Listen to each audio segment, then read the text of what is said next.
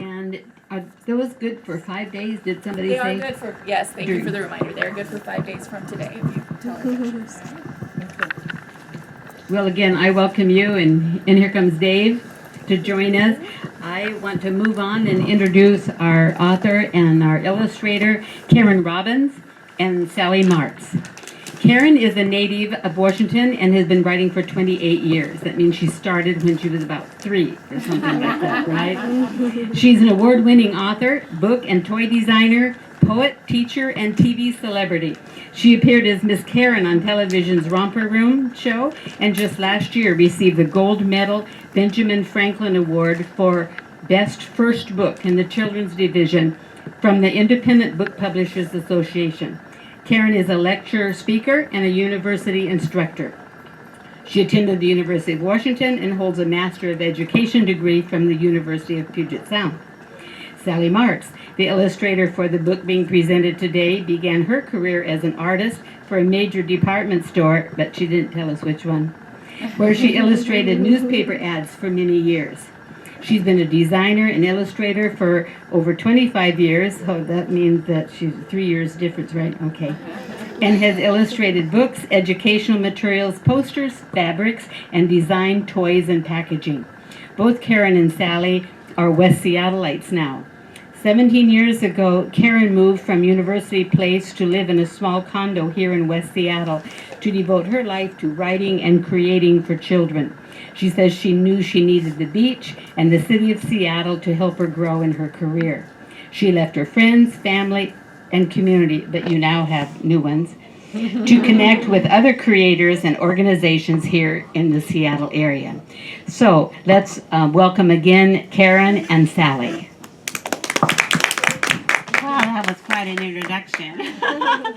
It was such a long list of things because I've had a very long journey because I'm quite old now. So I've been living a long time, and so yeah, a lot of those things, the Romper Room TV show with Miss Karen back in Rochester, New York, I did that job when I was 24 years old, so it was a great fun job. And at that time, Romper Room was the only educational TV show aired on television. So I really loved doing that show, as well as I was being a kindergarten and a first grade teacher. So, but thank you all for coming tonight. It's great to be here, and I think it'll be a fun event.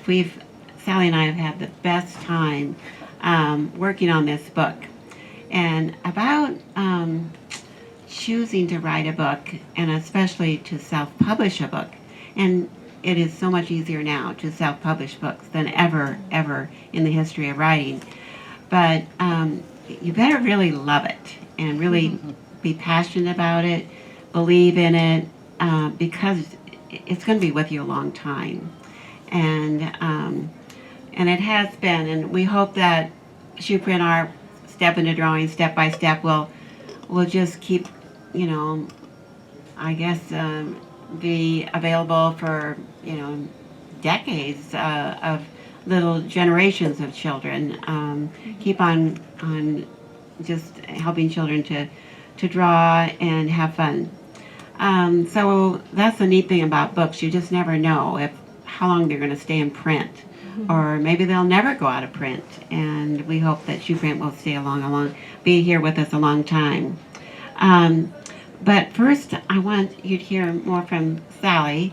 It was an amazing miracle that we were connected in West Seattle. We were both living in West Seattle at that time, and we hadn't met one another, but I was at a UPS reunion down in Tacoma, and met her sorority sisters and found out that we're sorority sisters. We're both Tri-Delts, and Sally's older sister was in my pledge class at the U of W, and Sally went to UPS. And so here Lori Ann was, I've known Lori Ann since I was 18 years old, and then here miraculously I'm connected with Sally, and they said, oh, you've got to meet Sally. She's a graphic designer. She's just so talented.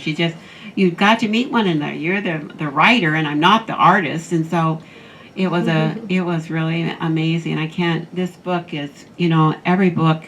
It's really the illustrations that make or break the book, and often, a writer, like of picture books, they don't get to choose the illustrator. Usually, the publisher or the editor, they choose the artist, and sometimes the writers are really thrilled, and other times they're very disappointed.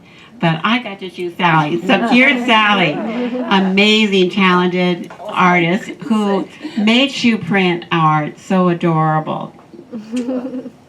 Hi. I have to give credit to Karen. She's being very modest, but the illustrator is important, but the idea person behind it is extremely important. And when I first met Karen, she asked me to go over to her house and discuss some projects or whatever, and I was there for, I think, 5 hours, and I don't know that we covered everything. She had projects that were not done yet, that were in the making, but ones that had been already produced or whatever. Karen is an idea person, and she makes it happen. She not only had prototypes, but she had connections, and she had people that she knew, and it went on and on. I was in awe. And there was one project that spoke to me, and that was her Shoeprint idea. And I thought, that is really clever, and she had Shoeprint concepts that she showed me that were just fabulous. I mean, to think you could... They weren't fabulous, they were just sketches. Well, they were sketches, but they were a beginning, and it was exciting.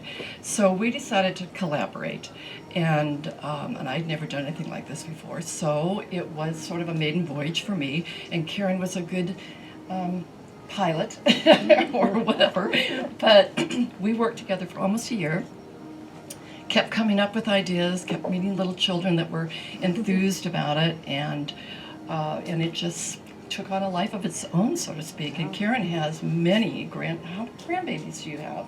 Grandchildren? 5. You have 5. That's a lot.